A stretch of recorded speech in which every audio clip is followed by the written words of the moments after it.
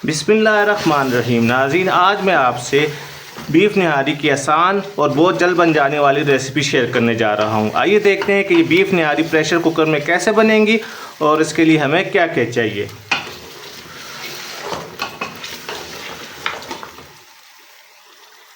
बिस्मिल्लाहिर्रहमानिर्रहीम। अस्सलाम वालेकुम नाज़रीन, आज मैं आपसे बीफ निहारी की बहुत ही आसान और बहुत जल्द बन जाने वाली रेसिपी शेयर करूंगा।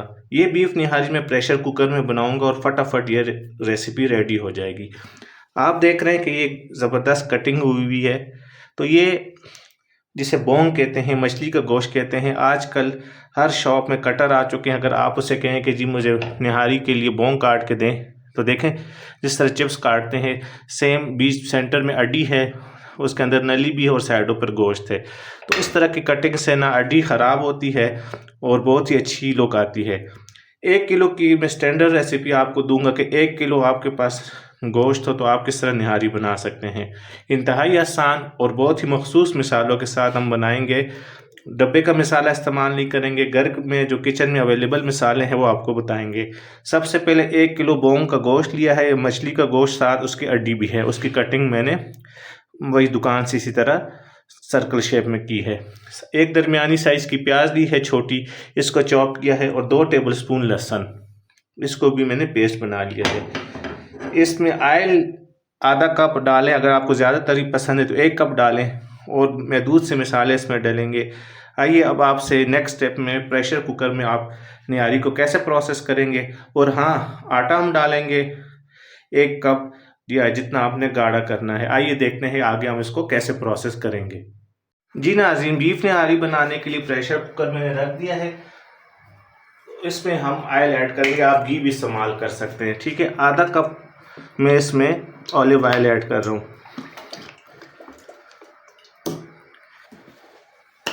आप 1 कप तक भी जा सकते हैं अगर आपको तरी ज़्यादा पसंद हो, ठीक है। प्रेशर कुकर में बीफ निहारी बनेगी, फटाफट बनेगी, और कोई यकीन नहीं करेगा कि आपने घर में इतनी बेहतरीन निहारी बना ली। प्याज जो बारीक चॉप किया था, 1 किलो बीफ है बोंग का, तो छोटी दरमियानी साइज़ की प्याज हम ऐड कर देंगे।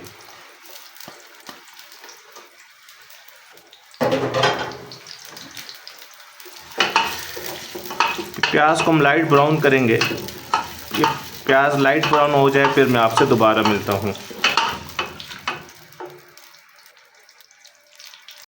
जी नाज़रीन, मिसाले और गरम मसाला ऐड करने के बाद 3 से 4 मिनट मैंने मीडियम फ्लेम पर इसको मिसाले के साथ अच्छी तरह भून लिया। आप देखें गोश्त को कितना ज़बरदस्त कलर आ चुका है, और इसके अंदर अड्डी होती है। जब आप इसके साथ मिक्स करते हैं इसको बार बार, तो ये जो सौंफ चीज़ें आपने डाली होती है वो भी क्रश होना शुरू हो जाती हैं। इसलिए मैंने इसमें सौंफ साबुत ही डाल लिए थे। देखें कितनी ज़बरदस्त लुक आ गई, गोश्त का कलर चेंज हो गया है। अब जो सीक्रेट टिप आपको बताना चाहूँगा कि अब हमने इसमें आटे वाला पानी ऐड करना है। लोग बेसन भी इस्तेमाल करते हैं, सफ़ेद आटा भी, लेकिन जो घर में अवेलेबल आटा है, ठीक है। 1 किलो गोश्त है तो तक अंदाज़न जो फार्मूले के मुताबिक है वो 1 कप जाना चाहिए। लेकिन अगर आपको ज़्यादा गाढ़ा चाहिए या पतला चाहिए तो आप कम ज़्यादा कर सकते हैं। मैंने 1 चाय का कप ये सफ़ेद आटा लिया है, इसका मैं मेलूल बना के इसमें ऐड करूँगा। ये मेलूल बना के मैं आपसे दोबारा मिलता हूँ। तकरीबन ये 1 कप आटा है तो 1 से 1.5 कप या 2 कप पानी डाल के इसको अच्छी तरह मिक्स करेंगे कि इसमें कोई गुठली ना हो। फिर मैं आपसे दोबारा मिलता हूँ। जी नाज़रीन, मेलूल हमारा बन गया है। तकरीबन 1 कप मैंने आटा लिया था और उसमें मैंने 2 कप या 2 गिलास पानी ऐड कर दें, ठीक है। और कोशिश करें इसमें कोई गुठली ना हो।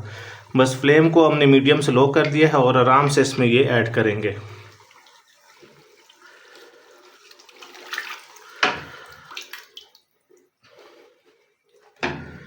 ऐड करने के बाद फ्लेम लो किए इसको हम अच्छी तरह मिक्स करेंगे। इस स्टेज में भी देखें, मैंने शुरू में जो पानी डालते हैं निहारी में, मोस्टली लोग जो बनाते हैं पहले पानी डाल के इसको प्रेशर दे के गला के फिर इसमें आटा डालते हैं और फिर इसको दम पर पकाते हैं। लेकिन नहीं, देखिए मैंने गोश्त को अच्छी तरह भुनने के बाद इसमें आटे का मेलूल डाल दिया है। आप बेसन भी इस्तेमाल कर सकते हैं, लेकिन आटे से बहुत ही ज़्यादा अच्छा टेस्ट आता है। कोई हार्ड एंड फिक्स रूल नहीं है। अगर आपको आटा कम पसंद है कम डाल दें, अगर ज़्यादा गाढ़ा चाहिए तो आप ज़्यादा गाढ़ा भी डाल सकते हैं। जो चाय का कप होता है वो 1 कप आटा आप 1 किलो गोश्त में ऐड कर सकते हैं। अब मिक्स करने के बाद दोबारा फ्लेम को मैं लो से मीडियम कर दूंगा। अब मैं इसको अच्छी तरह स्टेज पे भूनूंगा। 2 से 3 मिनट में आटे के साथ इस गोश्त को अच्छी तरह भून लूँ, फिर मैं आपसे दोबारा मिलता हूँ। जी नाज़रीन, 1 से 1.5 मिनट हो गया मीडियम फ्लेम पर। आटे के साथ मैंने गोश्त को अच्छी तरह भून लिया। देखें आटा हमारा इसी टाइम भी अच्छी तरह पक चुका है और देखें ऑयल छोड़ना शुरू कर दिया है। अब आपने क्या करना है, जितना आपने इसका ग्रेवी बनानी, शोरबा बनानी, उस हिसाब से आपने इसमें पानी ऐड कर देना है। आटा शुरू में भी भून लिया है, कच्चापन दूर हो गया और पानी में भी ये मज़ीद पकेगा। अब जितना आपको पानी इसमें ऐड करना है उस हिसाब से आप डाल दें। मैं तकरीबन 3 लीटर पानी इसमें ऐड कर देता हूँ।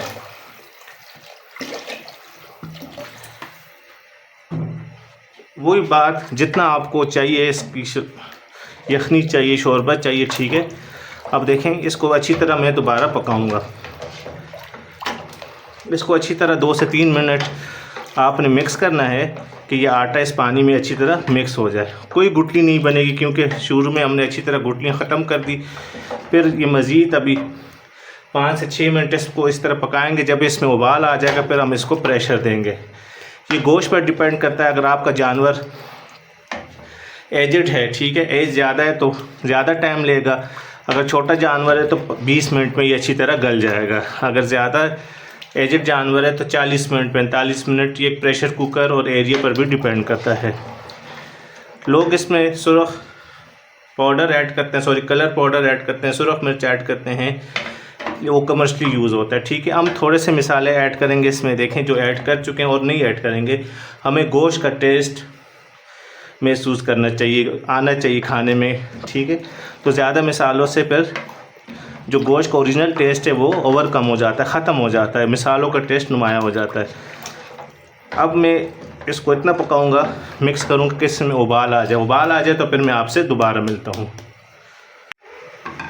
जी नाज़रीन, तकरीबन मीडियम फ्लेम पर 10 मिनट हो गए, इसमें बॉयल आ चुका है। बीच बीच में मैं इसको अच्छी तरह मिक्स करता रहूँ कि आटा नीचे बैठ ना जाए। देखें आटे की कोई गुठली नहीं है और अच्छी तरह ये बॉयल हो चुका है।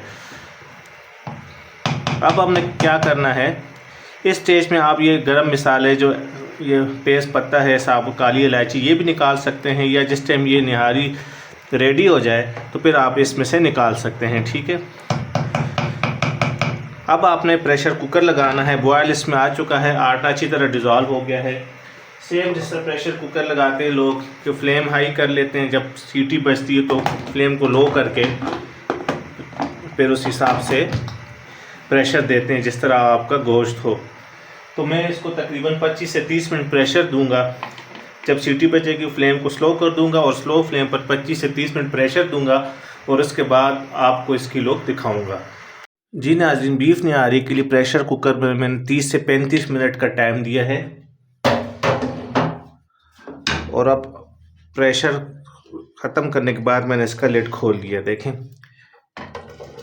अब सबसे पहले आप गोश्त चेक करें कि अगर गोश्त गला है क्या नहीं। ये देखें, बिल्कुल हड्डी से गोश्त अलग हो गया है।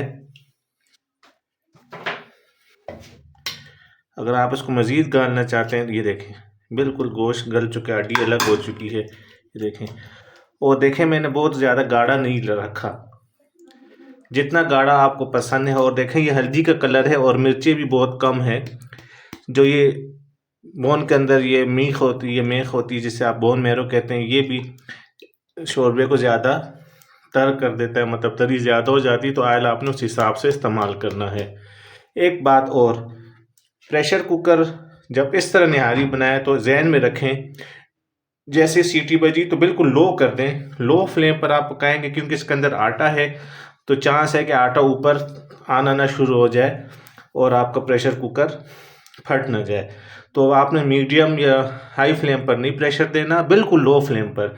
मैंने बिल्कुल लो फ्लेम पर 30 मिनट इसको प्रेशर दिया है और ये बेहतरीन निहारी हमारी रेडी हो गई है। देखें, बिल्कुल हड्डी अलग हो गई। ये देखें, यकीनन आज की ये रेसिपी आपको ज़रूर पसंद आई होगी। अब मैं इसको सब्ज़ मिर्चों के साथ और अदरक के साथ गार्निश करके इसकी फ़ाइनल लुक आपको दिखाता हूँ। नाज़रीन, ये है आज की हमारी बीफ नहारी की फ़ाइनल लुक।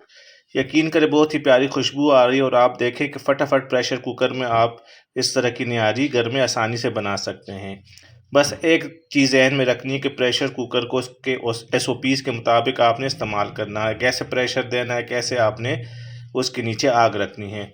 बस इस दुआ के साथ आपसे इजाज़त चाहता हूँ कि अल्लाह पाक आप सबके वालिदैन को लंबी ज़िंदगी और सेहत दे, और जिनके वालिदैन फ़ौत हो चुके हैं अल्लाह उनको जन्नतुल फिरदौस में आला मकाम अता फ़रमाए। अल्लाह हाफ़िज़।